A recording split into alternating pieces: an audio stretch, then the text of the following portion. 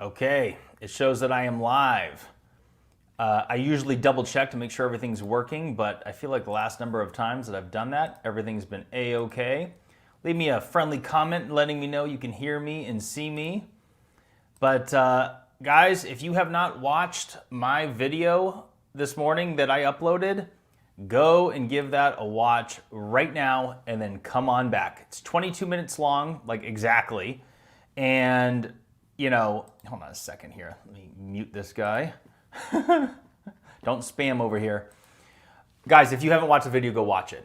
I consider it a good video. I think it's a must watch, and I think that you should share it as well. I think it's one of my more important videos. I got so much flack and heat for my prior video on Gobekli Tepe. I've had archaeologists come at me from every direction, and they've made every single excuse imaginable to try to justify the current state of affairs at Gobekli Tepe, and it's been unreal. They've justified the trees being planted. They've said that, oh, no, we need to focus on conservation of Gobekli Tepe, while simultaneously saying that we are excavating the site. Two things to be said. Did you see all that snow all over Gobekli Tepe that I pointed out? I had somebody reach out to me from Turkey. I'm going to go ahead and call them a whistleblower because they're an insider. I won't say what their position is because this person was so concerned about keeping their identity quiet because they don't want to be banned from the site. I'll leave it at that. However, what this person said, they shared a variety of things with me. One of which is the shoddy nature of the roof. One of the things that I did not include in my video just because I didn't get pictures to verify, although I believe the person, they said that one of the roofs, because there's multiple, sorry, I kicked the camera, is on the verge of collapse. So I'll keep you posted and up to date on that. But if one day we see in the news that it collapsed with a bunch of tourists, just remember, I said it here first. So they obviously know there's a problem. Secondly, those roofs are a piece of shit. Those roofs were designed to protect the site and conserve it from the elements. Because rain and snow will not only mess up the excavation itself because they're trying to dig it out. I mean, they're not really trying to dig anything anymore, but you know what I mean. And when you have like snow that freezes in there, like it will mess up the stones. It will over time erode it. That's what cold weather does. Any one of us that's ever lived in an environment that snows understands that it turns the roads to shit because you have one little crack in the road, water gets in there, it freezes and it expands it and ruins it, which is why they have to repave that crap so often. So there's a variety of things there. Let me quickly say thank you to these super chats. Constellation Pegasus, thank you. It's weird planting trees in the middle of nowhere. Yes, it is. So none of those trees were there before. The excavation started in 1994 or 1995. I want to say 1995. And those trees weren't planted until around 2006. That's according to Dr. Lee Clare, the head of fieldwork and research at Gobekli Tepe, who blocked me on Twitter. Guys, go look, check the receipts. Go look at my account. Every bit of correspondence I had with him, I haven't deleted anything. I was totally polite and professional. And he was nasty towards me from the get-go. But he was defensive. I didn't even know who this guy was. I didn't know him. I didn't know of his name. I didn't know who the head of field work and research was for Gobekli Tepe. So he had seen all my material that I had put out involving the criticism involving Gobekli Tepe, and he took it personally. But I told him, I was like, I don't know you. This wasn't directed at you. I'm concerned about the site being excavated. And he accepted my apology. He literally said that, I accept your apology, okay. And then he started answering my questions. And then the next day I go to look and I'm just blocked. Okay. But that bothered me. So, you know, now I'm like, all right, if people treat me nice, I'll treat them nice back. But I wasn't mean to him in the video, was I? But I did put him on blast. Let's see here. Also, thank you to DJ Links. Thank you for your videos. I appreciate that. Guys, I think this was a good one. Let me know what you think in the comments. So here's what I'm going to do first. Something I keep meaning to do on these live streams that I just keep forgetting because I'm always monitoring the live chat and I want to answer the questions of those. But I realized I'm like, there are some outstanding comments that will like, have tons of likes on the video itself. I'm like, I should read some of those, don't you think? So I'll read some of those right now as I let people filter in here. Let me just double check we're live on Rumble here. Good, I am. All right, people are filtering in. Again, to anyone that's just filtered in, if you have not seen my video that I uploaded this morning, go watch it right now. It's 22 minutes long. It's a fast 22 minutes long. I rewatched it this morning during the premieres, and it didn't feel like 22 minutes. I felt like it felt like 10 minutes or something. And that's a good thing. But there's so much material in those videos that you need to see. You need to see the photos. You need to see the receipts. You need to see where I took quotes from everybody. Like I was just saying a moment ago, archaeologists have come after me left and right saying, they haven't stopped excavations. And I'm like, I never said that. Other people commenting have said that, but like, no, I said that excavations are still ongoing. However, they're incredibly limited and they are no longer doing full large-scale excavations like they were in years prior. And I have receipts that say that, so I shared that stuff. I also shared receipts from like, whether Dr. Carroll, which we'll get into in a moment, but Dr. Lee Clare, he said to me directly, one, that there is no plan to fully excavate the site for the indefinite future. Which makes no sense at all. But he admitted it. Well, I already knew that was the case. They already said it in other things that I'd shared in my first video. But like a lot of people don't buy it, like nothing's changed. All these archaeologists, they're still excavating. You don't understand because you're not an archaeologist. Shut up. I've never seen so many people get so upset over that last video, but it means I'm doing something right. Especially now that the powers that be within Turkey are, potentially banning me. So did you see this? Like if you didn't see my video. Okay, so here's the situation. Dr. Necmi Carroll is the foremost archaeologist within Turkey. He controls like 18 sites throughout the country. He is the head of prehistory at Istanbul University. He is the top dog. And he is in control of Gobekli Tepe and other sites as well. And what I've learned from my whistleblower from Turkey is that they're like, hey, just so you know, this guy has powerful political connections. And so there he was, he quoted me. And if you have a hard time finding the article, I did show on the screen, like you can see the name of the headline, but it's hard to find on Google because those articles were published in Turkish, the language, Turkish language.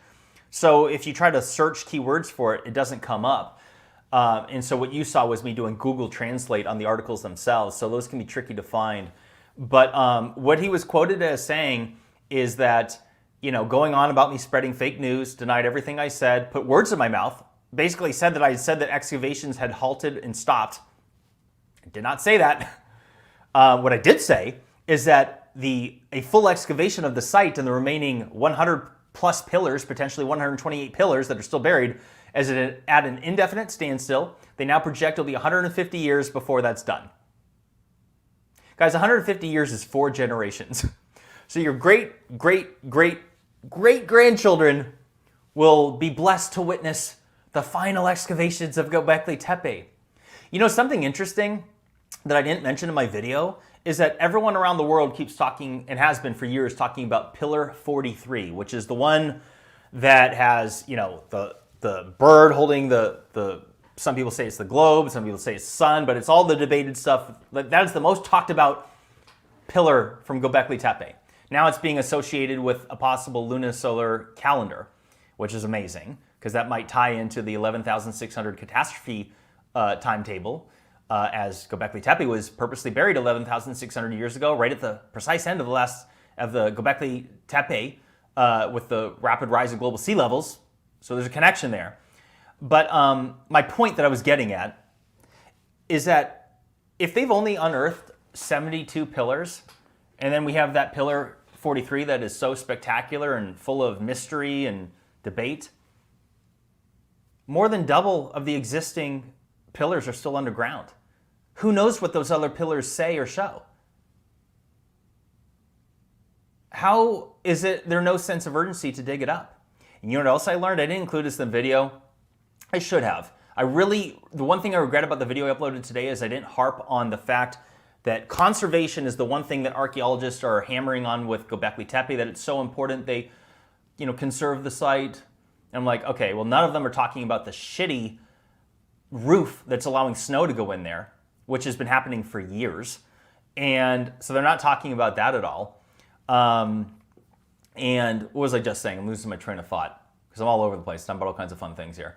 The one thing I was upset about that I didn't share in the video is more harping on the conservation of it. But damn it, I'm losing my train of thought again. I had it. Let's see here. When you freeze up, just read comments. What was I saying? I hate that. I've been up since 5 a.m. this morning, so had a busy day. What did that fucking guy say? Nekni Karul. Yeah, somebody said here constantly, I can't get over the trees. It's so weird to say the least. Yeah. So let's go back to that while I remember what I was just saying. Is that those trees themselves were planted more than a decade after excavations had began. And the excuse that they're using is that it increased the value of the land, which I call total bullshit on. The land is already priceless. It has the world's oldest and most mysterious ancient site on Earth. If you had to put a dollar amount on it, it's many, many millions. Imagine if somebody wanted to sell it. What would that go for? You know what I mean? It's invaluable. So I don't believe this olive tree bullshit. And on top of it, tree roots are notorious for damaging what's underneath them. They're trying to make excuses to say, oh, we're monitoring the situation and there's stones that we buried underneath first, and so it's not a problem. That's straight from Dr. Lee Clare, who had an interview with Flint Dibble just the other day, apparently, where they mentioned nothing about any of this controversy whatsoever. Nothing about the destructive ruins, nothing about their shitty roofing system, which he undoubtedly knows about. They talked about, I didn't watch the full interview because you got to listen to what everyone's saying. So I did skip around, but man, I don't care for Flint Dibble. I'm not going to talk shit about him right now, but man, he's hard to listen to for me. But I feel bad saying that right now live. I don't like to talk shit about people, but he's still talking shit about me on the regular. So he's lucky I don't go after him hard. But anyway, one of the clips that I heard is him talking about conservation, how important it is for the site. And they're just going back and forth about it. And I'm like, nothing about the shitty roofs that are collapsing and allowing snow to blow in them for the last several years. The late wife of Klaus Schmidt is an archaeologist herself. She's the one that put on blast all the destructive ruins when they planted in the roads and the concrete and all the asphalt and all that shit. And she also put it on blast that the snow was going in and fucking up the site. Unbelievable.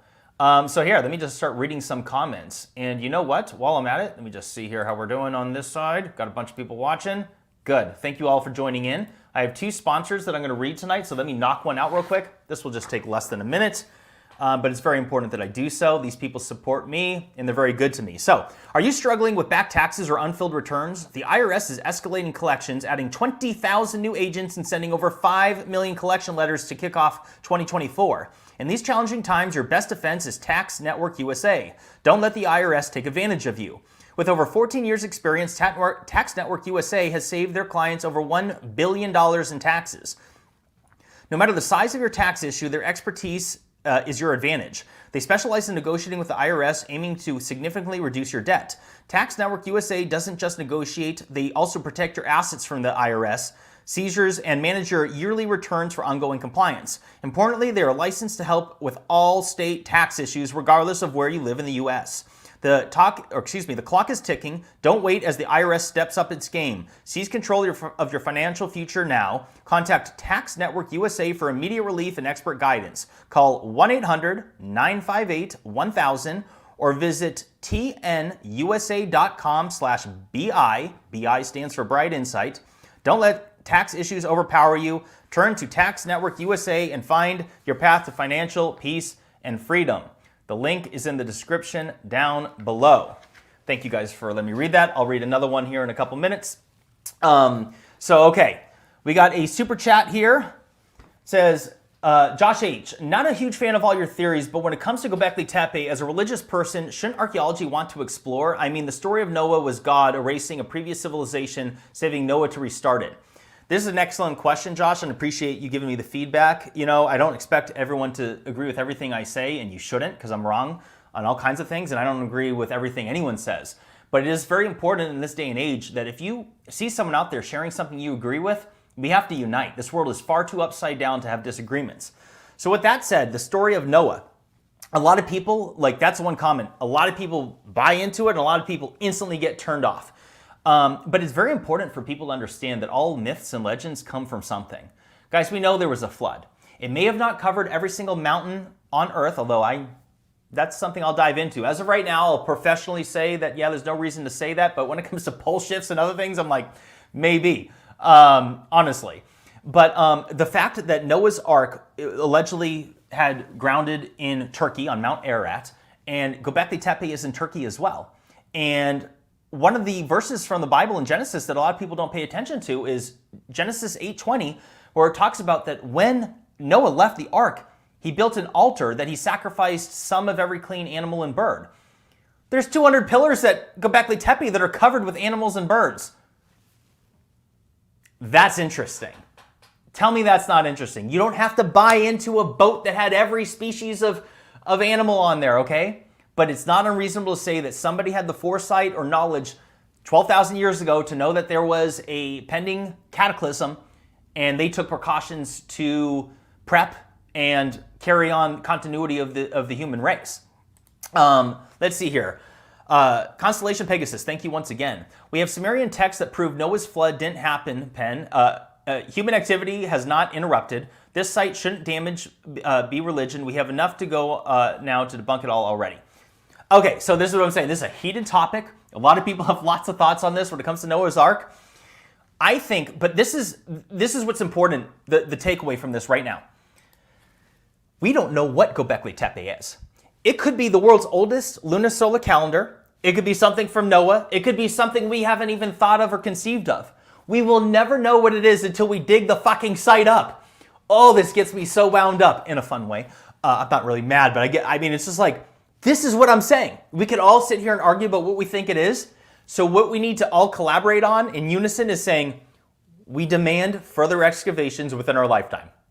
And that is not unreasonable. There is absolutely no excuse. Oh, I'm remembering one of the things I was going to say now from earlier when I lost my train of thought. One of the other things that they were saying is like, oh, and we need to wait for future technology to develop so that way, we can, further excavate in less destructive methods. And I'm like, what are you talking about? We already have the technology to excavate buried ruins without destroying them. A couple things to be said, I wish I had said in my video, was, do they break a pillar while excavating it with their current methods? No. I'm not saying that nothing's been damaged at Gobekli Tepe, but I'm not aware of anything. Obviously, we would know if excavating the pillars was an issue, right? So no, we can dig that shit up safely. We have ground penetrating radar to scan exactly what it is. We're not going in there with excavators of, digging it up with heavy machinery. They're out there with fucking paintbrushes and picks and slowly going, So I'm like, that's nonsense. Number two, that I did include in my video, which is that, okay, so if you're saying that we should wait for the future for some alleged technology that doesn't even exist, like what technology? Oh, we're waiting for a future advanced shovel or something, or a future pickaxe. It's like, shut up. But it's like, so they're all saying, well, we are still excavating. Well, which is it? Are you saying that you're excavating it with dangerous, destructive methods now? These people are gaslighting. They're full of shit. These same exact people have said they don't want to fully excavate the site, which is the most unbecoming thing I can imagine for an archaeologist. Dr. Lee Clare should be ashamed of himself. I don't want to say he should be fired. I don't want to go there. But we need to have people in these positions that are eager to excavate, that can do it in partnership with consultants that can do it very, very safely. We need a business person running the show.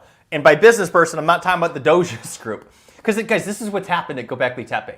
Let's just say there's no conspiracy whatsoever to hide ruins and not excavate it. If nothing else, they poured a bunch of money in it to facilitate tourism. For example, before they set up the infrastructure of roads, sidewalks, viewing platforms and roofs and all that other crap, before that, they were getting like 19,000 visitors a year. And what I saw from, I don't know if it was 2022 or something, it was almost 500,000. So everyone's paying to see the site. They're making millions and millions of dollars. So best case scenario, they invested money in it and they're just trying to get every last, just milk the site for everything it's worth, get all the money from tourism and be like, no, don't invest any more money on excavating it. It's fucking good enough as it is. Who cares? That's the best case scenario. I don't actually think that that's the reason. I'm not saying it's not a factor because money is always a factor with people. But I am really starting to lean towards that they're hiding something. This is something I've been cautious on ever saying because I'm like, I don't think that most archaeologists or anyone is hiding anything. They're just doing their jobs and they're clueless. But at a high level, there's something weird about Gobekli Tepe. And when I heard Dr. Nekni Karul say that, people are just trying to validate their own religious thing, and I'm like, that reminds me of the Noah's Ark thing. Like, is there something religious? Could Gobekli Tepe corroborate certain stories from the Bible? That's very touchy in a country like Turkey that is an Islamic country. Are you serious? Let me see what this super chat says. Thank you, Icon. There is a law in Turkey that you can't cut down olive trees. That is the reason to plant those olive trees. I need to validate this. I'm not saying you're wrong. I've never heard this before, so I always like to fact check. I was saying this to one of my friends, a fellow YouTuber. I was saying this. I'm like, just wait and see. Watch what they're going to do. Because I've been putting on blast that like it is impossible to fully excavate this site with the olive trees there. There's hundreds of them. And yes, it's been confirmed, if you haven't heard me say this in a prior video, that it is a fact that those trees were planted on top of ancient ruins, or at least a number of them were, or there's 4 separate orchards. And you have to remove those now. So in my head, I was thinking, what I was telling my buddy, I was saying, watch, they're going to come out with some sort of environmental thing and be like, oh, we can't cut down several hundred trees. We can't do that. But now that I'm hearing this, that it's a law, you can't cut down olive trees. If that is true, oh man, that is something I'll have to put on blast. Thank you for that super chat and thank you for that comment. That is unbelievable. I'm telling you, they're going to come up with an excuse not to do it. They're already coming up with every excuse in the book. And as of today, there is no plan in place to fully excavate the site. I remember another part of what I was going to say about what this whistleblower told me, I'm calling him a whistleblower. They're saying they're not doing shit out there when it comes to excavations. This person said that they are going from one side to the other, moving some shit around and going right back. And it's all like been kicking up since I put this shit on blast. Apparently other people, like a couple years ago, were voicing concerns about the state of affairs involving excavations there. And there's some reports that the authorities in Turkey had released, like, we're doing it, we have to do this, we have to conserve it, it takes time.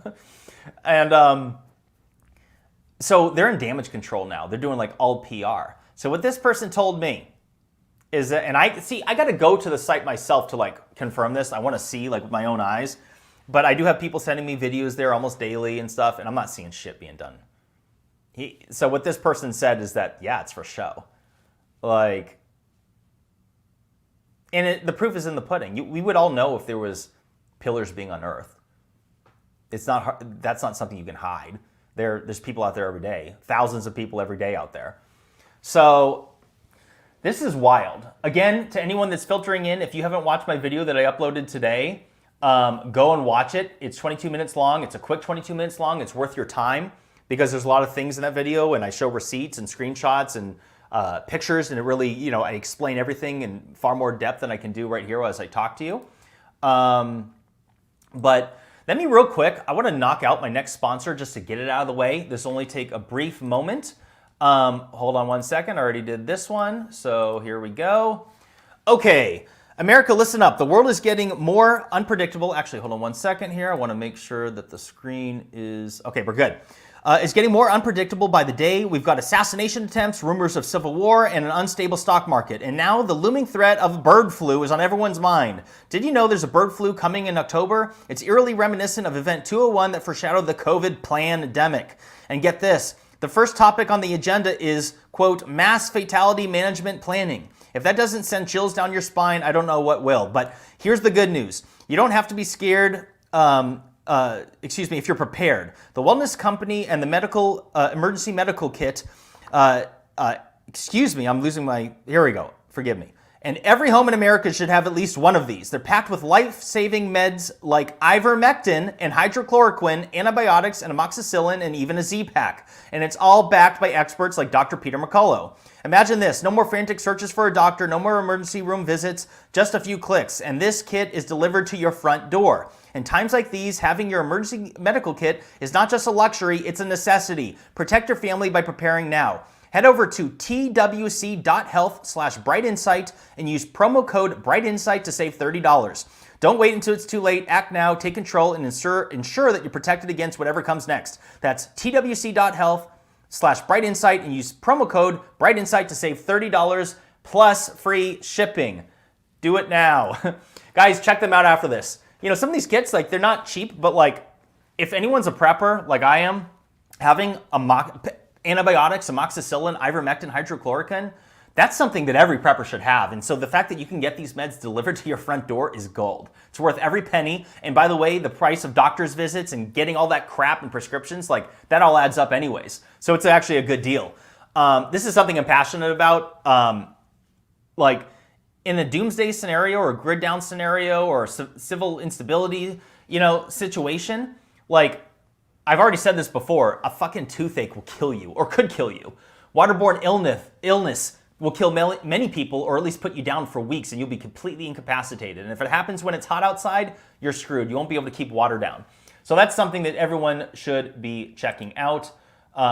So I appreciate you guys letting me read off those sponsors. Now, let me go back to the live stream and the comments and see what you guys are saying. And yes, those are the last ads I'm reading on this. But hey, guys, these companies support me. So by you doing business with them, it supports me. And it's by people that are pro-free speech. These people allow me to say anything I want to. And that is extremely important to me. Okay, let me see what people are saying over here on Rumble. Come on, guys, give me some good questions. Give me some good comments. Okay. Yeah, I'm going to keep shining the light on this. Absolutely. I've heard some people say, it's like, okay, you've already beat the dead horse on the Gobekli Tepe thing. I'm like, no, I haven't. I'm not stopping until something changes. I'm going to put this on blast, and I'm never going to stop until something changes. This is literally the most important archaeological site on planet Earth. Arguably, what's more important to excavate time now than this? And then Gobekli Tepe. Of course, there are other archaeological sites that are worthy of being excavated and should be excavated right now. And there's plenty of people in the world, plenty of archaeologists to go and do it. But if there's one site, this is the oldest. Yes, Gunung Padang could be 27,000 years old, and that needs to be excavated. And I'll get on my WF tangent in a second about them, because that place, Indonesia, they are completely riddled with the WF controlling them far more brazenly than anything going on at Gobekli Tepe. Gobekli Tepe, it's like you have the Doges group, and, I did enjoy doing a deep dive on this because that professor, Mehmet Ozdagan, who during that 2016 partnership announcement with the WEF in Davos, this guy who was the head of the whole shebang in Turkey involving prehistory at Istanbul and managing the archaeological sites, he was the guy in the position of Nekmi Kurul back then. So at the time of the WEF partnership with the Doges group, whose CEO is a longtime member of the WEF, this guy's affiliated with the WF too. There's a whole page on their website. And then he gives the keynote address at that partnership meeting in Davos. And then he gives a presentation on Gobekli Tepe, which is on the World Economic Forum's YouTube channel. Like I said, you can't make this up. Some people deny the association, like, oh, this doesn't mean anything. I'm like, guys, like I said in my video, the World Economic Forum has no power, authority, control over anybody. It's their members that are infiltrating governments, corporations, and the media and everywhere else, and they enact their initiatives within those organizations. Why do you think so many corporations are all following this woke shit? You know, it's like they're all answering to somebody. It makes no sense. We could probably talk about BlackRock and Vanguard if you want to go deep down that. Let's see what this one says. Thank you very much, GAL. Wouldn't they have had to alter the ground composition for the trees because it was mostly sand and rock? So did that damage the site? That's an excellent question. Plus, could those roots damage the site? I don't like these people. So a couple things. Yes, the roots could damage the site. Roots are notorious for damaging sites. If you go to any municipality, if some city is planting trees next to sidewalks and buildings, they have to understand what's underneath them. It can mess up sewer drains, electrical stuff, mess up the sidewalks. Different trees, roots grow differently. There are certain species, because I checked on this, there are certain species of olive trees that the roots grow horizontal. And people that are being the devil's advocate to me are saying that that's the case at Gobekli Tepe. I don't know that for sure. But it is a great question to ask, it's mostly stone and dirt out there. Did they have to add soil or anything to make these trees grow? But I will say, Dr. Lee Clare said when he was being interviewed by Flank Double that they are monitoring to make sure, that the roots aren't causing issue. Which that right there, I'm like, aha, they're not certain that it won't, and they probably are. That is a major red flag. Yeah, I don't like these people either. Let's see here. We got another super chat. Oh, I'm sorry. We just read this one. Okay, hold on a second here. Mike in Murph. I can't bring it up on the screen because it's too far back, but I can at least read it. Maybe the site links other archaeological sites across the world, showing a larger, more cohesive worldwide society before it's met its demise. Dude, I think that the ancients were global. Well, they were. We have enough evidence to show that ancient human civilizations were traversing the continents and the oceans thousands of years before we were taught in school. Again, like I've said a bunch of times, what we're taught is that it wasn't until 1492 that Christopher Columbus sailed the ocean blue, and that was the first transoceanic sea travel in history. But that's nonsense, and I've repeatedly brought up the example of the swastika. We could argue that there's pyramids on 5 continents around the world, and people don't buy into the connection. I think it's a connection. I don't think that it's a natural, organic path of human ingenuity to stack multi-ton blocks on top of each other. But the naysayers will say, well, it's the most basic structure you could make. You put stones, and then you put more, and you put more. It's like, okay, when you say it like that, it sounds easy, but we're not. The context is stones that weigh tens of tons, like at the Great Pyramid. So, let's see here. Ray Hugel, Jimmy, are you going to discuss the possibility of the Nephilim constructing Gobekli Tepe and other sites? It's an excellent question. So, I don't know, man. When it comes to the Nephilim, I go back and forth. I'm like, were there giant humans on Earth, or were they giants of mind? Could it be a mistranslation for that? Could that word giants be like the people that they thought of as the gods that had done all the great works, before? I don't know. Going back to my thought on transoceanic sea travel in the swastika, because whether the pyramids or even polygonal stones that we find on 5 or 4 continents around the world, I think that's evidence that people have traversed the world and communicated their designs, and then they did it differently on different continents. But the swastika, I think, is the smoking gun evidence of it, because it's found on 5 continents around the world, and it dates back approximately 10,000 years. It's even found in North America, dating back between 22 and 2,500 years ago. The swastika is far too specific of a symbol. Some people think it's the Milky Way galaxy. Some people say it's depicting the Big Dipper and the seasons. Maybe, and that seems to be more of the consensus, but I'm like, I don't think the swastika totally looks like that. With the Big Dipper, there's more of a design to it. I wish I could show you a picture to articulate what I'm trying to say. But I'm like, either way, it's an extremely specific symbol that went to profound extent to be communicated on 5 continents around the world. I think it's smoking gun that we were traversing the Earth thousands of years before we were taught in school. Let's see this. Hyper Baroque. So let's surmise that the absence of trees at Gobekli Tepe before recent was purposeful. Is that reasonable to test as an assumption? How would that have even been achieved for tens of thousands of years, no trees? That's an excellent question. Let's be clear. There's no way that the site of Gobekli Tepe and the entire region there in Turkey looked as it does today 11,600 years ago. the environment has changed significantly. Sahara Africa, not far to the south, is a prime example, perhaps the best example of this, because 12,000 years ago, it was a lush green tropical paradise with the largest network of rivers on Earth, the largest freshwater lake on Earth, and Gobekli Tepe isn't far away from that. In fact, it looks like this is so debated, and I might be totally wrong, but I wouldn't be. That region of Gobekli Tepe looks like it was blasted by the ocean too, but I don't have evidence. You know, I'm not trying to like talk you into this or anything like that. I just wouldn't be surprised. But it's very, very important to emphasize that yes, like anything's possible in that regard. There may have been an abundance of trees at that time. Let's see here. We got Travis Gutierrez. Confirmed. I just looked up the law in Turkey. It's referred to as the Olive Law. Law number 3573, enacted in 1939, punishable with fines or imprisonment. I'm taking a picture with my phone, so I have that. I'm putting that on blast. Travis Gutierrez. Everyone give this guy a round of applause for digging this up. In fact, hold on a second. I'm going to Google it right now. I'm gonna share the screen so we can all see this. And we're gonna fact check this. I believe you. I know you're right. I don't doubt it for even a second. But I'm gonna verify this just so we can all together. Hold on one second. Turkey. I know you can't see it yet. Hold on one second.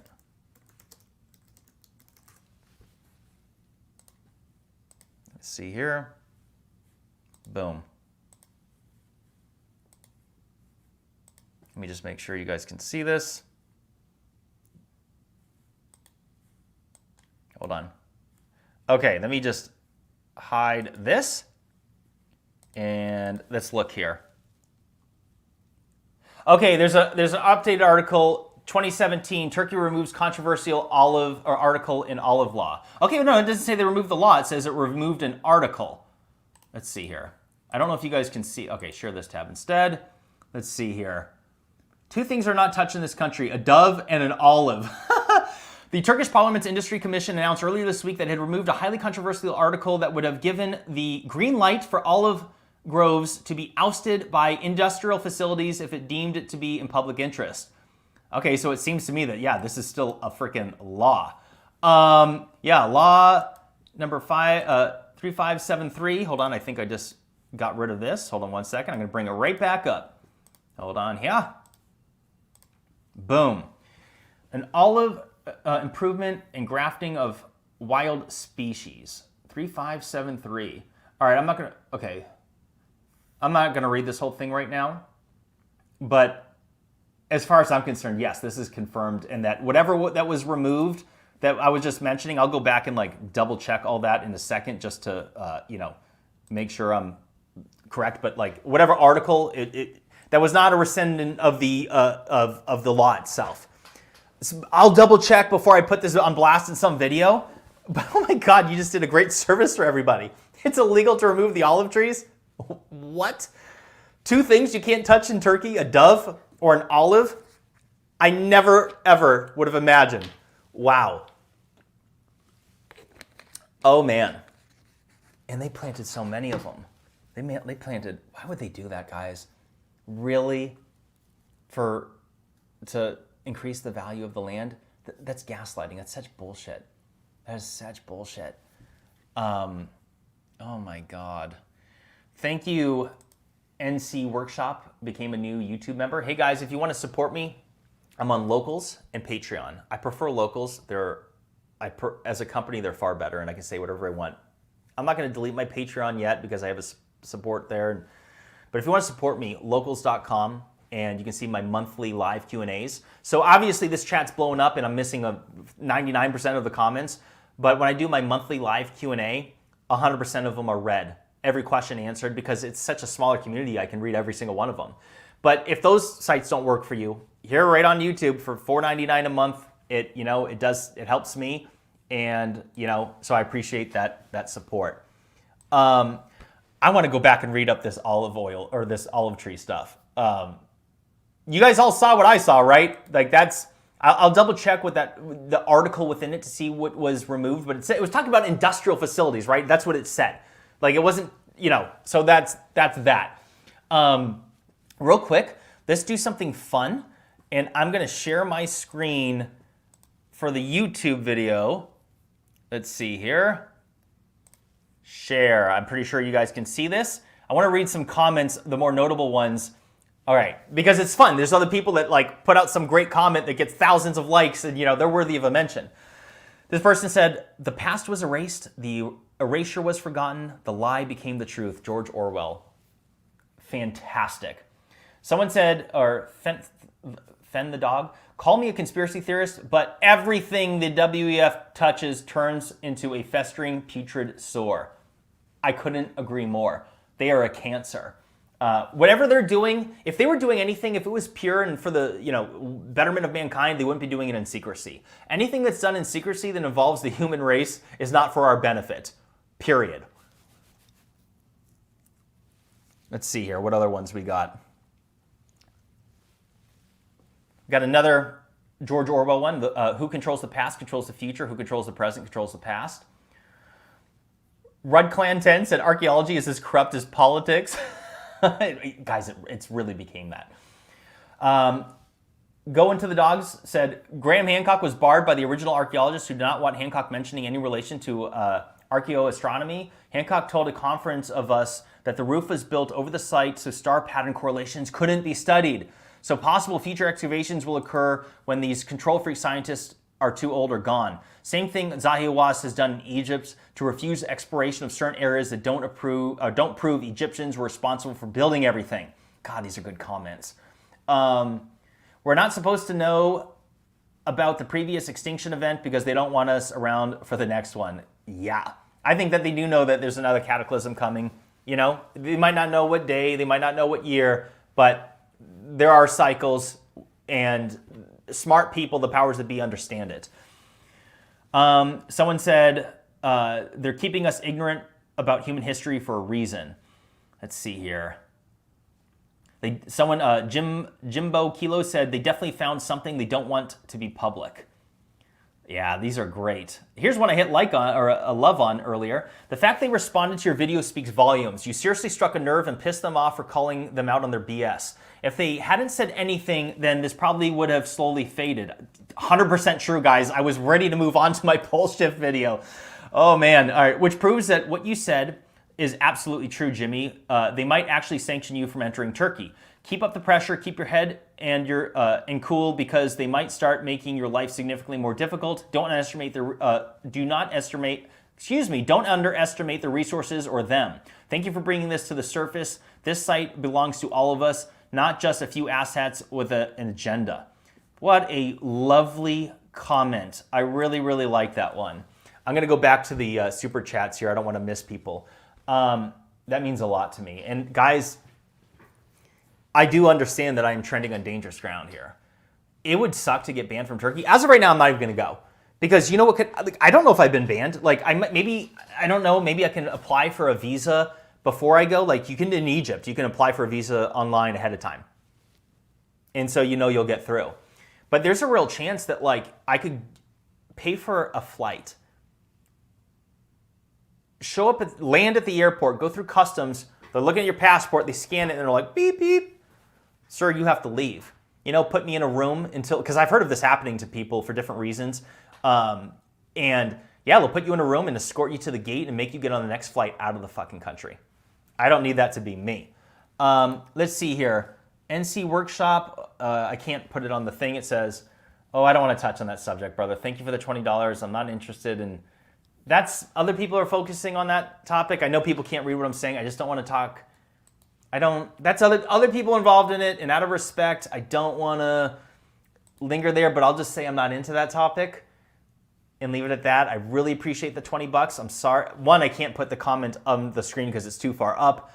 And two, I just don't want to go there. I don't want to be negative. It's not my thing, so I hope you respect that I'm just going to leave it alone.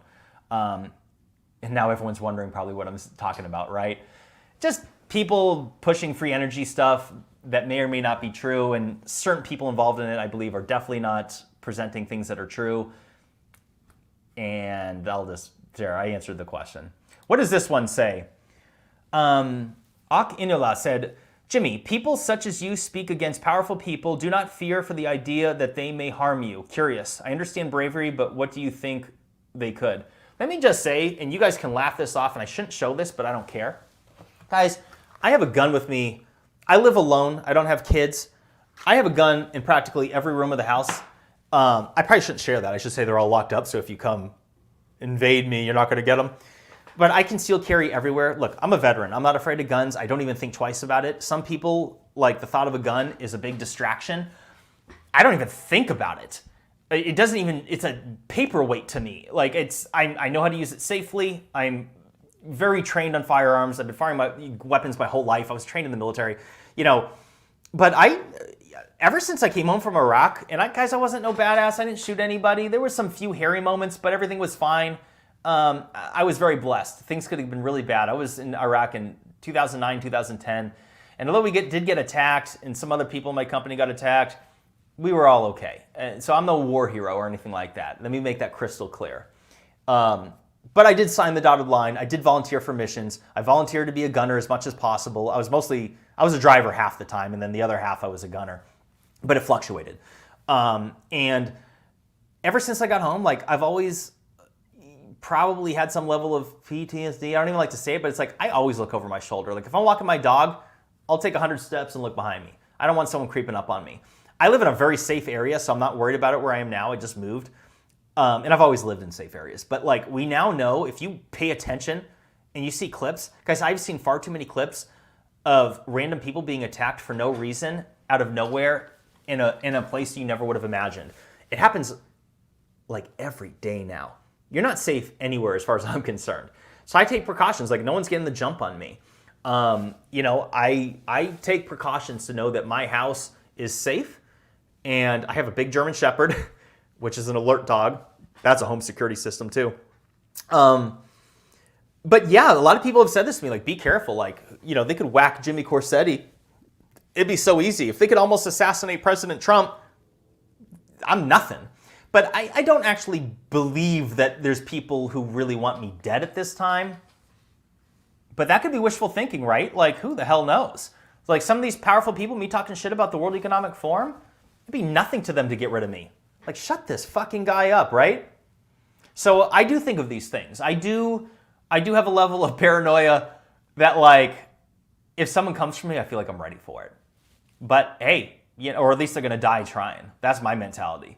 Shoot me down, but you're getting shot too. And I have it in my mind that I will see it coming before it happens and they won't get the jump on me. At least that's what I want to believe. Yeah. But yeah, I got a gun right here on my desk. What if some home invader kicks in my front door right now, Shit. I'm doing a live stream. Could you imagine? Wait, I'm live. More like boom. All right, so what questions we got here? What comments? We got Stephanie Duchesne. I believe I've answered your question before. You ring a bell. Let's see what you said. I didn't even read this. My sister is a police detective, and she was saying that there's an increase in random attacks, people pulling people out of their cars, beating them, and stealing their fast food. Exactly. I have seen so many clips, especially if you're on X.com or Instagram. There's so many people that post things. So I see this stuff, and guys, it could happen to anybody. I'm an advocate for the Second Amendment and concealed carry for a reason. It's you are not safe anywhere. Let me tell you guys something. I believe I've shared this in a prior live stream, but I have seen in my life multiple times that Murphy's Law is real, that something can happen to you and it will happen to you. Let me give you a couple examples. One of which is that my beloved late friend, Jonam Russell, who was killed in Afghanistan, my best friend. And I knew when he was going over there that he was going to come home. I'm like, it ain't happening to him. The odds, I mean this with absolute respect and love to every person that's been killed in war, U.S. service members that have been maimed, injured, or killed. It happened to them. But there was several thousand people, veterans. I think there was something like 5,000 or 6,000 deaths between Iraq and Afghanistan combined, out of 3 million veterans. So I'm by sheer odds, this ain't going to happen to him. And it did. Then years before, I don't know if I shared this I did share this one time, but I don't know if you guys have heard it. So back in the day, in the early 2000s, I was an ATM technician. But basically an armed guard that transferred money. I worked on ATMs lightly, but I also put money in them as well. So you traveled around with a gun, you had an armored vehicle. It was a very discreet vehicle. It was like an armored van. It wasn't like the big trucks you see. So it was very discreet. And I'd open up these machines and you'd have hundreds of thousands of dollars in some of them much less, especially nowadays. They don't have that much in them, most of them now, because people aren't using cash. But anyways, it was supposed to, so this was the day before the presidential election in 2008, and this was in South Phoenix. I got armed, I was in the truck, my partner got armed at gunpoint, and everything was fine. Two guys with guns, one with an AK, another with a pistol, got $120,000 cash. It happened in 10 seconds. They ran up with guns, took the bag, pointed them at us, and ran. It made the news. I was on the news. And I remember thinking, like, this is never going to happen to me. Like, yeah, there's armored car robberies, but it's so few and far between. So few and far between. Super rare. I'm like, this ain't going to happen. And then it did. And that, like, woke me up. I'm like, yeah, life can happen to you. A lot of people think, oh, it won't happen to me. I'll never have to use my gun. Oh, no one will ever rob or attack me. Bullshit. It could happen to you. The universe is a very unfair place. Other people's free will can enact on you at any time and any place. So it's things like that life experience that has shown me that, like, nah, you gotta be careful. Let's see here. I got a few more super chats. Have you heard of the Secret Teachings Radio? He's a syndicated radio host on the Ground Zero with Clyde Lewis Network. He would love to talk to you about lost advanced civilizations. I have not heard. I'm going to look him up. Let me make a little note here. Because if I don't do it, I've done this before in live streams, and I forget. So I'm taking a picture with my phone. Thank you for that shout out. I'm going to look them up. Anthony, I carry every day. I appreciate you doing the same. Love the show. I appreciate you. I really appreciate that. Yeah, guys, I'm an advocate for the Second Amendment. I'll get off this tangent here in 2 seconds, but like, learn how to use a firearm and carry it with you everywhere. Even if it's like a small little micro gun that carries a .22 Magnum. .22 Magnums are very deadly. Yes, a 9mm would be better, but there are many, many instances where people have been shot with one .22 Magnum and drop, where there's been people who have been shot 5 times with a 9mm or even a 45. I know of an example with a guy that was shot 5 times in the chest with a 45 and didn't even go down and lived. Caliber doesn't matter. No. Caliber does matter, but it's not everything. It's all about shot placement. A .22 long rifle has killed so many people. Some people say more than any other caliber. I don't know if that's true, but it's been the legend forever. Those little bullets, if you hit somebody, especially, I remember reading other things about the .22 Magnum.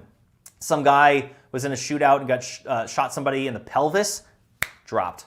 Some guy got shot with .22 Magnum, hit his spinal cord, dropped. Shot in the heart, dropped, dead. Shot in the neck, incapacitated. So I bring the .22 Magnum up because that's what this is. This is a 7-shot .22 Magnum Smith & Wesson 351 PD. It is a beautiful firearm. It's ultra light. It's extremely expensive. It's like a $700 gun, but you're paying for it to be ultra lightweight. It's literally 11 ounces empty, and like not even a full ounce. 7 rounds of .22 Magnum is nothing. It's less than 12 ounces loaded. It is like as heavy as your cell phone. You can put that in your front pocket. It's so small and light, and that's better than having nothing. Yeah, somebody said .22 Magnum pierces Kevlar. Yes, it can. Yes, it can. Yeah, it is pretty. But let's talk about, I don't want to hijack this whole thing. Let me go back on a tangent about Turkey. And again, any questions here? Yeah, nice heater, Jimmy. Thank you. I love this gun. I really love it. I wish I could get a gun sponsor. You can't sponsor guns on YouTube anymore, but I happily advocate certain firearms. Let's see here. Let's see. We got a comment here. Jimmy, when the polar shift happens, Ben Davison, suspicious observers, shout out, thinks that it stays in location for 12,000 years. I believe you said a year ago that the flip is only temporary. I thought he said that the flip is temporary, that there'll be excursions and then they go back, and then some stay. I'll have to follow back up with him. He's a wealth of knowledge. Check him out. I love Ben Davison of Suspicious Observers. Spooky Sammy says, revolvers have advantages. Yes, they do. All right, I'll talk about this real quick. Let's not get off the topic just yet. Let me tell you about a revolver. When you there's a variety of benefits to having a revolver. Yes, I have plenty of automatics. The gun next to my bed is a Glock 9mm. But the thing about a revolver is that, one, if you had a malfunction with a round, like if it was a dud round, which it shouldn't be if you're carrying defensive rounds. I've never had a malfunction with the expensive stuff, ever. But even if you did, you just keep pulling the trigger and you just go on to the next round. Whereas with a semi-auto, you got to clear it, you know? Also, if you're using a firearm, you better not be in some shootout because you're going to get some corrupt DA that's trying to put you in prison just for defending yourself. So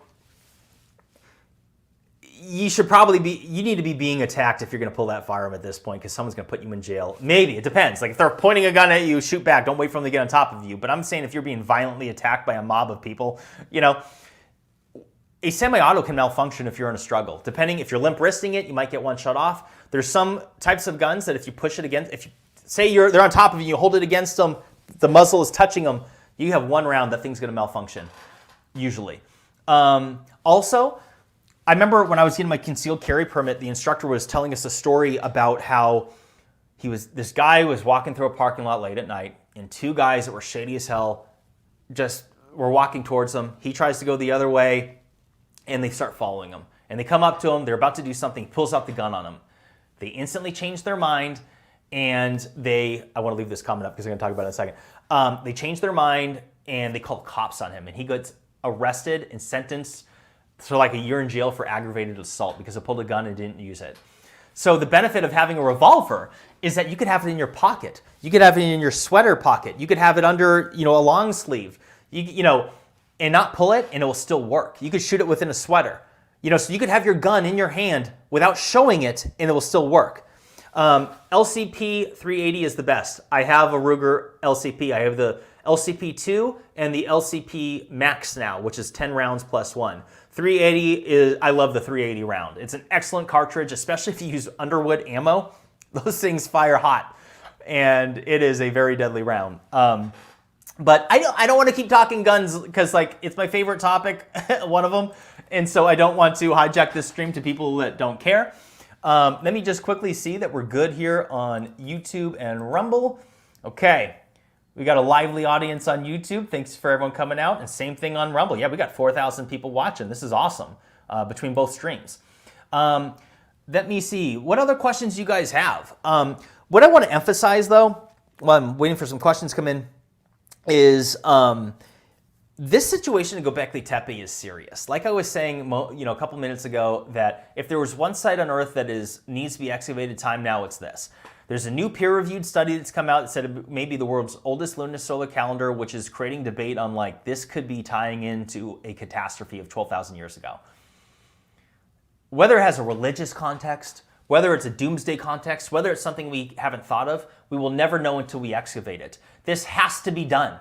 It is entirely unacceptable to not excavate this within our lifetimes.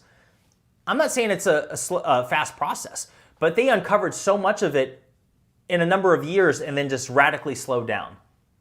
That's how you know they're holding things up. Sean Patrick Bland, my abs won't let me carry anything, or my abs, I wonder, I don't know who abs is, less than a 45 to penetrate. 30 sit-ups, oh my abs. 30 sit-ups a day will save your life, love your show. That's actually important to mention. People that are in shape, I don't know about how much abs will slow down a bullet, although it's going to slow it down better than fat, because, muscle has lots of water. So does fat, but fat, you can penetrate. The one thing that's important to mention, this reminds me of what I was trained on in Iraq, which is that when they were learning about all these soldiers that were dying, most of them were from IEDs and shrapnel and stuff like that. They were dying of internal bleeding and shock.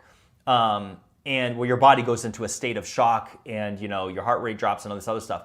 And they were finding that soldiers that were in better physical condition were significantly more likely to survive. That when your body goes into a state of shock, you might die. But if you have a strong heart, if you have a strong, body, you are far more likely to survive. That's why people should be in good physical condition, Yeah, somebody said, let's go, Aru Basu says, guns are an American thing for sure, like no one else related to this for sure. I apologize, brother. Hey, every country in the world should have guns. legal to their citizens. But I apologize to half my audience that is international that like just heard this tangent, but we're all seeing this crazy stuff going on in the UK, right? Riots and all this other stuff. They're not allowed to have guns. It's not good. Let's see here. YouTube's not letting me say anything about guns. That's interesting. I'm not surprised. They've changed all their stuff there.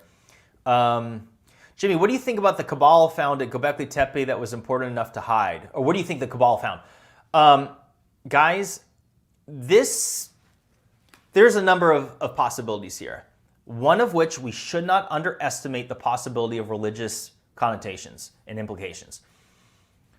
If this story corroborated anything in the Bible, they don't want that shit found. It is a Muslim country, and they ain't about that shit. And the powers that be are not into the Bible as well. Of all religions in the world, they're trying to get rid of Christianity, which really, really makes you wonder. I think that could be the most likely situation. Well, I don't want to say the most likely. It is a top contender. Another top contender is that it proves a cataclysm. They don't want cataclysms to exist. They want everything to be a man-made climate change narrative. They're not into that. So that's one massive possibility, and I think actually that might be the most likely situation. But it's hard to say. Another of which is that it debunks human history. The site already has, it's 11,600 years old. Human civilization was supposed to start 6,000 years ago with the Sumerians. And they're just, Gobekli Tepe's hunters and gatherers. This does not rewrite human history. It only barely rewrites it. No, it completely rewrites it. That was not built by primitive hunters and gatherers. No. It was sophisticated, especially if it was a lunar solar calendar. These aren't dumbasses. And then why would you go to an extent to create something with 200 pillars that weigh 20 to 30 tons, 20 feet tall? I think they're 20 tons. 20 feet tall, no. Those are a number of the thoughts that come to my mind. Loose tooth tea. They know the end is nigh, so why waste time? You could be correct. I honestly think that a pole shift could totally happen in our lifetimes or within the next few hundred years. I don't want to be doomsday guy because I don't know when it'll happen. I don't have a crystal ball. But the data shows that this warming period that we've been in for the last 12,000 years, most warming periods last several thousand years, 9,000 to 9,000 years, in the 10,000 year range based on the ice core data, potentially. But that's it. And the cooling periods last tens of thousands of years, upwards of 70 to 90,000 years. This Earth is cold more often than it's hot. And when it happens, it's good night for the human race. Not everyone will die, but human civilization, I should say, is good night. It's a reset. And I think that's what keeps happening. It's the reason why we have data that humans have existed as they are today more than 300,000 years, and we don't know anything past 6,000 years. We don't know jack shit about Gobekli Tepe, let's be real. So I think that's the common denominator. I think that's what it is. I really, really do. So it is due to get cool. Oh, by the way, did you see this article that just came out the other day? I put this out on Twitter. The Atlantic Ocean is cooling at a rapid pace, and the scientists have no idea why. What's that about? They're saying there was rapid warming of the ice, the ice in the previous summer, and then now it's cooling inexplicably. Ben Davison of Suspicious Observers theorized that it's because the ice melts, cools the ocean, and then that could be offsetting it. I think this is related to geomagnetic pole shifts. Something's happening within the Earth. Weather patterns are changing, and they slowly but surely, I should say. And I don't know. Stay tuned for one of my videos coming up, guys. I'm going to hammer this hard. Hey, what about Karen Tepe? Is it safe? Karen Tepe is located not super far from Gobekli Tepe. It's a magnificent site. It could even be older, maybe 2,000 years older, although I'm inclined to think they're the same age. We don't know how old Gobekli Tepe is. It's at least 11,600 years old when it was buried. We don't know when it was constructed. It's very important to say that because a lot of people come after me. Like, you say Gobekli Tepe is the oldest site, but Karen Tepe is 2,000 years older. I'm like, no, that's not necessarily true, actually. We don't know how old Gobekli Tepe is. It just was dated to 11,600 years ago when it was buried. It could be much older. And I'm inclined to think that the same civilizations built both of them at the same time. Or within years apart, you know what I mean? Not thousands of years apart. I could be wrong, but that's what I think. As far as it's safe, I have heard no problems about Turkey. I haven't heard anything bad. Tourists visit there. I really want to go. We're going to see what I'm going to do. Part of me thinks I should book a ticket ASAP before any ban goes in place, but I'm also nervous that you know, if I book a flight and I get turned around, or what if they like try to charge me with a crime? What if like they arrest me? Jimmy ain't gonna hold up well in a Turkish jail, guys. I can't read your name, but it says, Jesus talked about the great earthquakes and wars from one place after another, but then he said, but the end is not yet. That's very interesting. There's other scriptures in the Bible that talk about cataclysms, which I'll be including in videos coming soon. Thank you for that super chat. Eric Downs, do you think there is a WEF connection to Egypt? I have looked into this. There are people in the Egyptian government that are absolutely associated with the WEF. I have not found any smoking evidence that anything involving the Ministry of Antiquities is associated, but I haven't done a super deep dive. I did a cursory search while I was doing research on the Gobekli Tepe, so I cannot say for sure one way or the other. But there are people in the government that are affiliated, absolutely. But it's every government on earth now. So I don't know the answer, but that's something for us to dive into, because I already have it in my head. I'm like, Jimmy, what are all the most mysterious ancient sites on earth? Time to do the deep dive on if there's any WEF affiliations with them. Like I was saying earlier about the Gunung Padang situation with a potential 27,000-year-old pyramid. Guys, there's no plans as of right now to excavate it. There may be a tunnel and chamber underneath the ground that could very well be man-made. And there's no plans to excavate it, which makes absolutely no sense, right? Well, the guy who oversees the whole shebang involving the minister of culture, research, education, technology, something to that effect, Nadim Karam, whatever his name is, global shaper. He controls the whole, he's the decision maker, and he is a global shaper within the WEF. What's this? Joe C818, pure blood. Hey Jimmy, look up when Trump was prez and he told the press that the earth is going to get colder and no one pushed back. It's on YouTube. Yes, brother. So I actually mentioned this when I was on Joe Rogan last, but we couldn't find the clip at the time, and I have blasted this out on Twitter in the past. It actually got a lot of views, that one, which I was thrilled to see. So there is a clip from September of 2020, back when President Trump was still in office, and he was at a climate change meeting involving the California wildfires in Sacramento. That's where the meeting was. And one of the climate cult Riris was saying that, you know, it's warming, the earth, you know. And he said, but it's going to get cool first, right? And he said it like a matter of fact. And I know people that hate Trump think, oh, he's dumb, he just talks out of his ass. No, how many times has he been right now? Jesus, people, like he's been right about everything. Ivermectin or hydrochloroquine, you know, like many, many, many things. People think he's full of shit. I'm like, no, he was told this. Someone explained it to him.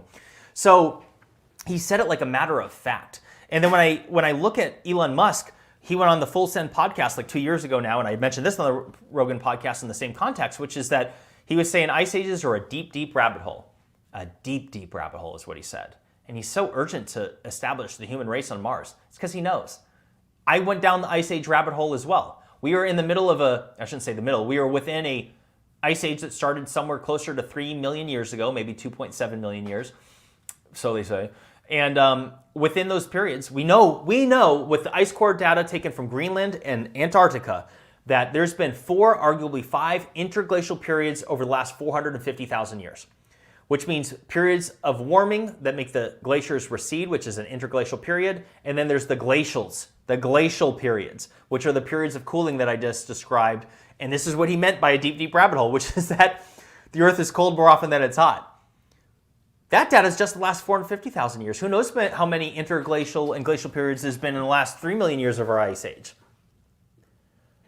Also, when I went on the Rogan podcast, I said the data, I think, indicates that the Earth is cold more often than it's hot. And then Media Matters, which was funded by George Soros, did a hit piece on me saying that this contradicts mainstream science.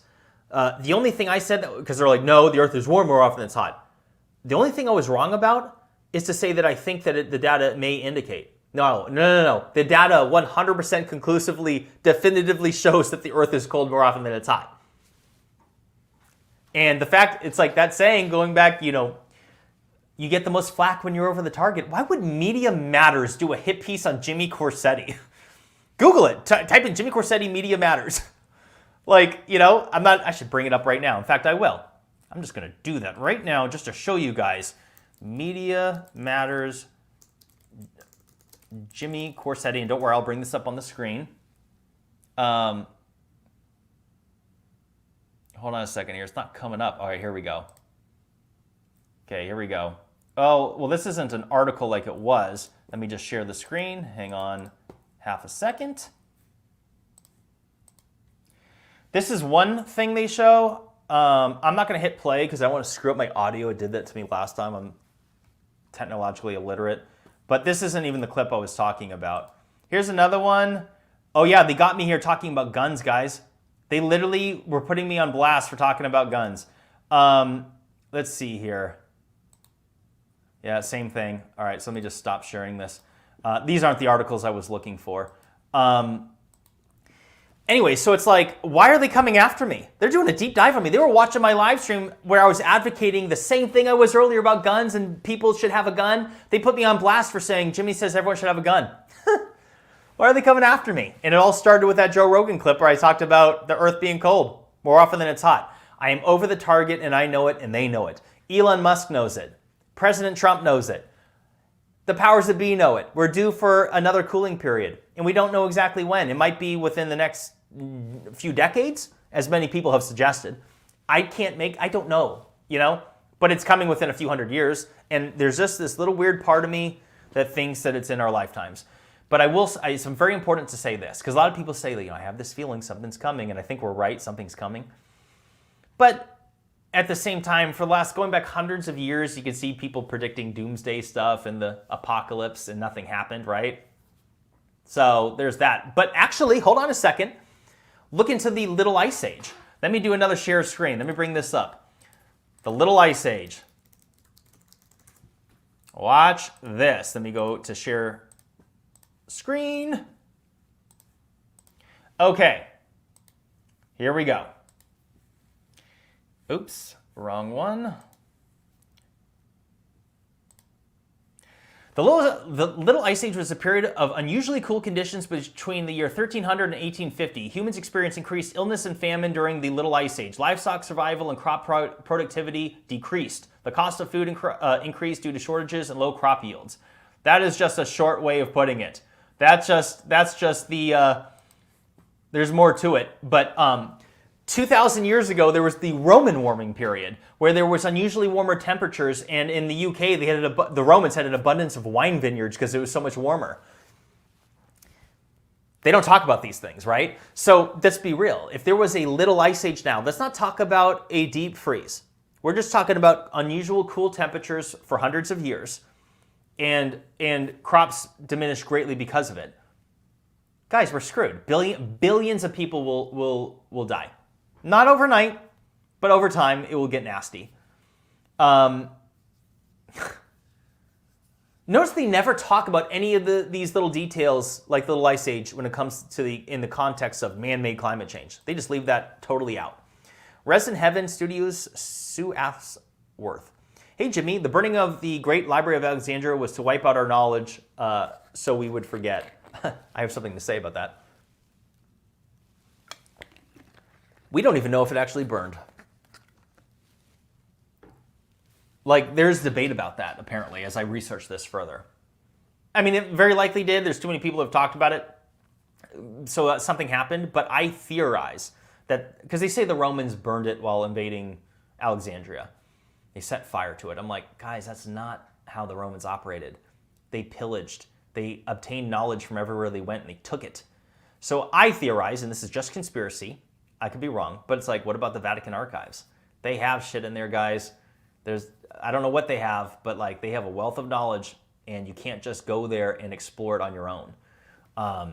You have to be a professor, you have to be credentialed, and you have to literally put in for what information. You have to request catalogs that are documented. You can't just go browsing. So like if you don't know it's there, how do you know to ask for it? So that definitely makes my conspiracy wheels go. Yeah, 26 miles of libraries. No, so it was like 26. No, you're incorrect. It was 52 or 53 miles of shelf space. I will Google this right now just to verify. Miles, Vatican Archive. 53 miles. 35,000 volumes of selective catalog alone. Dates back 1,000 years. 53 miles of shelf space. That's my head exploding because I'm like, imagine how many miles of shelf space does a typical library have? Great question, Jimmy. Why don't you Google it right now? This might not come up. How many miles of shelf space New York Public Library? 75 miles of shelves were installed to house the immense collections. Okay, but hold on a second here. That's at a public library that has books dating back at least a couple hundred years, like that have been reprinted or whatever, and all the new novels and all the new stuff. So like for the Vatican to have, it's not like it's a public library. So 53 miles of old stuff. That's not comparable to a 75 miles of public library space. So 53 miles is profound. Didia123 or Ivali. I hate mispronouncing screen names. I'm looking at it on the fly. I'm trying to read, so forgive me. Did you see Dibble's latest video interview with Gobekli Tepe, the true colors of scholars? Yes, I did. I mentioned that at the beginning of this live stream. So I didn't watch the whole thing in full.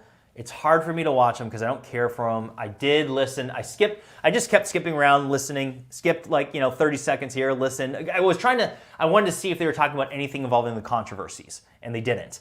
One of the clips that I did hear them talking about was involving conservation of Gobekli Tepe. And they're just raving about it. It's so important. And they mentioned absolutely nothing about all the destruction of the ruins. And they mentioned nothing about the failure of those roofing systems to protect the ruins from the elements. So I'm like, so it's crap. And that's Dr. Lee Clare. That's the guy who blocked me. That's the guy who says that there is no plan to excavate indefinitely, or at least a full excavation. And he even said, I don't think that they should. Which is so unbecoming. Because he's like, we need to wait for future technologies to develop, as I was saying earlier. So to anyone that's just jumping in this live stream, what magical technological advancement of the shovel and the pickaxe are they talking about here? We already have paintbrushes and water pressure, We have everything we need. We have ground penetrating radar. It's not like that, guys, if they were having issues digging up these pillars and being like, guys, we need to press pause. We've damaged a couple pillars already. This isn't working. We can't stand to, ruin this site. That would create an argument, right? It's like, okay, what do we need to do this safely? That's never been a topic of discussion. They've excavated everything they have already, all 72 pillars, without a problem. They have excavated 72 pillars already without a problem. This is gaslighting 101. We need to wait for future technologies to emerge. What the fuck are you talking about? You're full of shit. So, yeah. Thanks for the super chat. God, these people get me going. Not you, not the commenter. The freaking archaeologists using that as an excuse. Sorry for, guys, I'm getting parched. I'm talking here for an hour and 20 minutes straight. Not complaining, but I hate when people drink water while speaking. So if you can hear me gulping, I know it's freaking annoying, but I gotta do it. Let's see here. With GPR, you can see something or nothing is there, not what it is. Right, but you can absolutely, you can't identify exactly what it is, but in the case of Gobekli Tepe, they can. So let me answer this in two parts. One, you can see that there is a surface that's bouncing back the frequency. So they know there's an object there. And you can see how big it is. And so you can dig around that area without piercing it. But since they've used it so much at Gobekli Tepe, and since they already have the anecdotal, I shouldn't even call it anecdotal, they have the scientific evidence of this is what a pillar looks like through GPR at Gobekli Tepe. So they can see, that's how they estimated that there's 200, because they already know what they're looking at. Since they know that they're pillars, as that example, they can use that technology to ascertain where they're going to dig and all that. So to be clear, we can dig this stuff up safely. Anthony, you skipped my super chat about Shroud of Turin, Christ is King. I didn't even see it, brother. Sorry, I hate missing it. It makes me wonder what other ones I've missed. That Shroud of Turin discovery is very interesting. They've debunked it time and time again. and then say it's not the right dating, that dating is interesting. I don't know what to think. D Radar left me $50 and I didn't even see it. But I can see it now. It's so far up I can't put it on the screen. But it says, thank you, love your show, keep bringing us great info. Thank you, D. That is very generous and I greatly appreciate it. If anyone wants to thank me, I'm not asking for your money. I mean, of course, you can support me on Locals and Patreon. It does help me. Honestly, it does help me. But the biggest thank you guys could give me is sharing my videos. This one on Gobekli Tepe looks like it's doing good in the algorithm, and I have to thank people for sharing it. That goes a long, long way.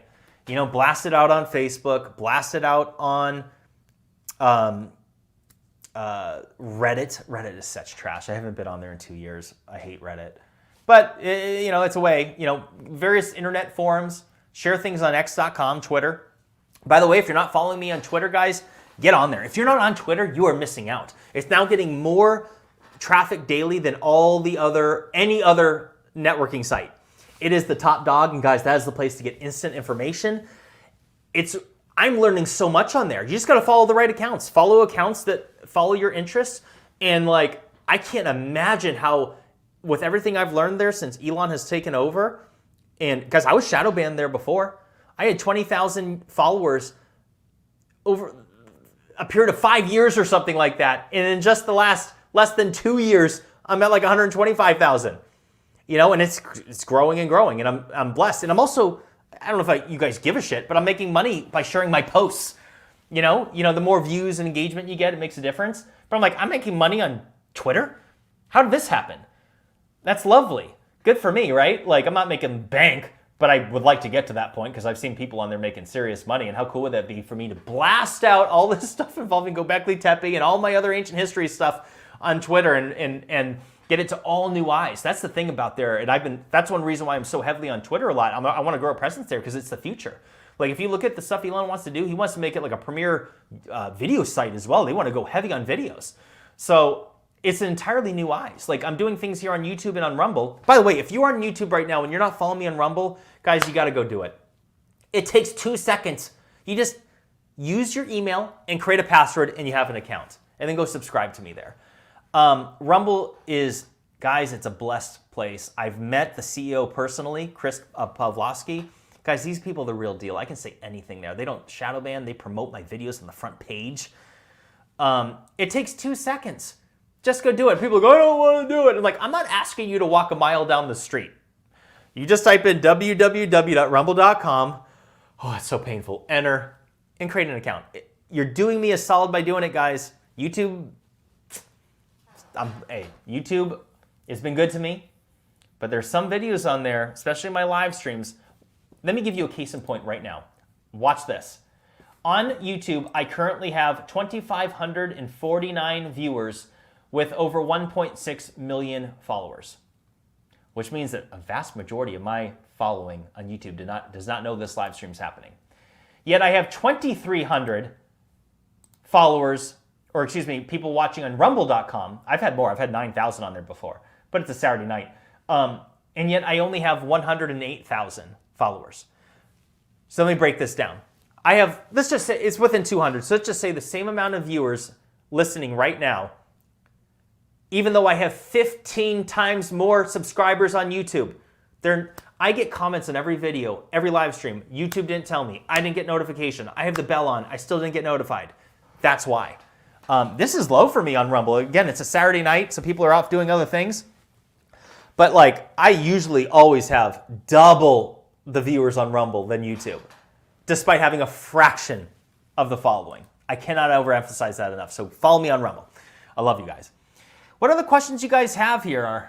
I might close it up here pretty soon. But yeah, they do suppress notifications. Thank you, Spooky Sammy. It's true. What questions you guys have? Give me some good stuff here. I'll go for a few more minutes. Hey, thank you. Hey, hold on. Thank you, Soccer Lou Mike. I just subscribed to your Rumble, sir. Thank you. That means a lot. Guys, it matters. Someone said say anecdotal again. Did I say it wrong the first time? I don't know. Someone said, when are you going back on JRE? It's a good question. I don't know. I I reach out to him on Instagram sometimes and share stuff with him, which is awesome. I like being able to DM him and he checks out my stuff, which means a lot to me. I haven't asked to go back on. I've been thinking to myself that I need to hammer out many other videos and have tons of new content and go on there again and just knock it out of the park. So I'm holding off on asking him. I kind of want to get his attention and have him invite me on because he invited me on the other 2 times. So I kind of like to leave that in his court. When he's ready, he knows who I am. I don't want to be the guy reaching out to him like, hey, please bring me back on. It's just not my style. It's just not the way I operate. I like to have people invite me. But when the timing's right, I'll reach out and say, hey, I got a bunch of topics that are worth, discussing. Do you want to do a video with the Y-File guys? Yeah, AJ Gentile. I love him. It's my favorite YouTube channel. I love the Y-Files. Highly recommend. And yes, I'd love to do a collab with them someday. We've been in touch. It's been a while. I owe him a message, actually, now that I'm thinking about it. But that would be a fun thing to do. But I don't want to ask him. Guys, he's exploded. He's killing it. He's got like 4 million subs now. Blew by me. Thrilled to see it. He deserves every bit of it because he's killing it, right? He's making videos on a regular basis. He motivates me. Thank you, Pete. I love you too. Mac Leroy. Or Leroy. Oh, so now you want to mention Rumble? Fucking answer my chat then. I don't know. What did you say? What did you say? Did I miss you? Hey, thanks for the super chat, but I'm sorry I missed you over there. Let's see here. Let me scroll over to Rumble, see what I've missed. This is supposed to be showing, I'm using StreamYard, it should be showing me both at the same time. So any that I've missed, forgive me. I don't see any. Let me scroll up. Okay, here we go. Well, it's not you, but J Porter 818. What are your thoughts on the 5.7 by 28 millimeter pistol caliber? Just bought one through PSA. It's my new favorite caliber. So I've never fired it. I am familiar. And I know you can have some high capacity pistols with like 30 rounds in it. Correct me if I'm wrong? A beast. The only concern I have about it is that it might, and I could be wrong, you correct me, it might overpenetrate. And that is a concern if you have neighbors and stuff. Like, you got to be careful, guys. You are liable for that bullet. But yeah, it's high capacity, so it's a badass. I'd like to fire one. I'm curious how loud it is and everything like that. I checked. I'm already subbed on Rumble. Hell yeah, Daniel's Corner. Thank you. Let's see here. By the way, quick reminder, the links are in the description for both sponsors that I had. Guys, if you have tax issues, go with Tax Network USA, link in the description. And also, if you're a prepper or if you're concerned about disease or anything and not wanting to go to a doctor's office, The Wellness Company. The links are in the descriptions. Guys, these are good products. They support me, and I highly recommend, so don't forget that, after this live stream to go check them out. What other questions do you guys have here? I might wrap it up in a moment just because I have to go pee. Let's see here. And I'm parched, if you can't tell. It's because I had a freaking cheeseburger earlier, and I'm like thirsty. Okay. Let me bring this one up. Pillar 43, Noah's Bird Sun Dry Land. Very interesting. And I wanted to use this comment to emphasize the point I made earlier, which is that this Pillar 43 is the most talked about pillar going back years. So many different theories. And that's just one pillar. And there's approximately somewhere around 128 pillars that have not been unearthed, that are buried. So we're talking about Pillar 43 all the time. God knows what other amazing pillar is waiting to be discovered under there. Right? Like, this is one of the reasons why you have to go excavate now. What are we doing? Oh, it's just so, I don't buy the reasons, guys. It is either incompetence, mismanagement, or corruption, or a combination of all the above. It is inexcusable to defer excavations. Again, I'm going to say it one more time. If you didn't watch my video earlier today, go and watch it. I show you the receipts. They've stated in writing, out of their own mouths, the two decision makers at the site, or key decision makers, the director and the head of fieldwork, that they are focusing on conservation rather than large-scale excavations, and have very specifically stated that the large-scale excavations that they did in the years past is no longer happening. They've said it. And I have people on the ground there that have told me this, that they're not digging up pillars. Yes, there was a pillar dug up last September. They've been working on it forever. But that's not the 128 other pillars, okay? So it's inexcusable. Let's see here. What other questions here? What's this one say? My theory, they know a close date of the next coming cataclysm event, and they are preserving it for future gens, those that survive. Other people have said this, that like they don't want to dig up Gobekli Tepe because they're going to preserve it because they don't want it to be destroyed. I don't know if I actually believe that, because like the part I don't believe is like, to me, I'm like, if I'm in charge of that site and I know that I'm going to die because like the pole's going to flip or something, dig this shit up today. Dig it up. Get going. I want to see what this shit looks like before we die. You know what I mean? Or at least dig it up and document it. I don't know. I just don't buy that theory. I'm not disagreeing with you personally. It's just that to me, I'm like, I don't want to hear any excuse to not excavate this site. You know what I'm saying? Like, there's no excuse to not excavate the site, right? I just don't, it's intolerable. Everyone on earth has a right to know about our lost ancient past. Even if we're all going to die tomorrow, we might as well know some answers before we go out, right?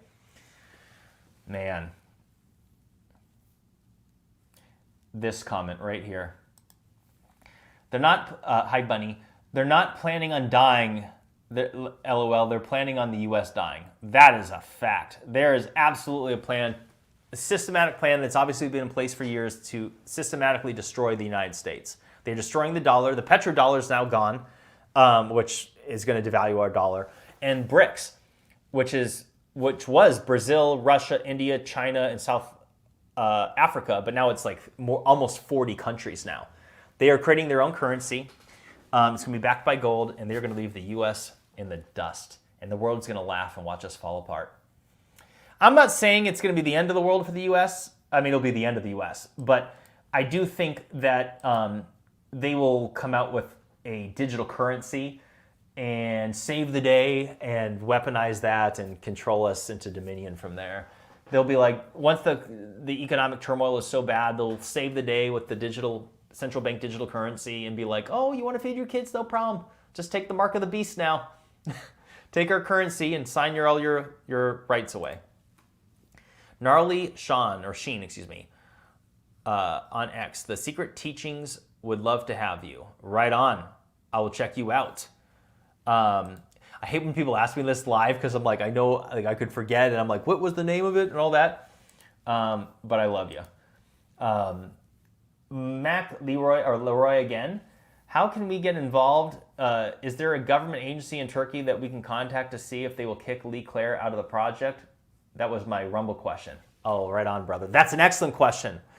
What's your Venmo so I can send you $10 back because I love you and I don't want you giving me more money than you needed to? I don't believe that that's possible because he works for Dr. Nekmi Karul, and Nekmi Karul is, in my opinion, the scoundrel. It is possible that through enough uproar, like if Turkey was to start losing tourism because of all this controversy, they might make a change, but that ain't going to happen. Most people are not going to see my video, and people are going to travel around the world to see the site no matter what. I'm pissed about the controversy. I still want to pay to go there, right? And you should too. See it while you can. But the reality is that I think that what I firmly believe and know is that if there is to be any chance of change, it is through the court of public opinion and public uproar and creating a big stink about it. That's the one thing that still makes a difference today, is that when the public gets pissed off enough about something, that's the one thing that you see. All right, corporations, for example, Harley Davidson, all this controversy about them going woke, which is just the opposite of their demographic audience. And they're pushing these woke initiatives. Huge uproar, and the CEO now rescinded it. Sent it all, did a total 180 on that. I think that that's the one thing. And I'm not advocating for anyone to get fired from Gobekli Tepe. I don't want to go there just because I don't want to be mean. What I want is for these people to see the light and start excavating. But I think these decisions go, excuse me. I think these decisions go way above them. I think it's above their pay grade. I think that if Dr. Nekmi Karul and Dr. Lee Carroll were told, you need to further excavate this site and you need to get on it, it would happen. They're not the ones making the decisions. They're staying what they've been told. I don't, you know what I mean? Like this goes way above them, I think. That's what I think.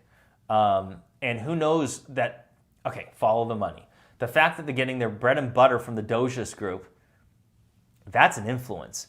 And the fact that Nekmi Karul didn't say one single thing, he mentioned the WF conspiracy saying, no, there's no outside forces, or local that have any decision making. All decisions are made by the scientists. I don't believe that.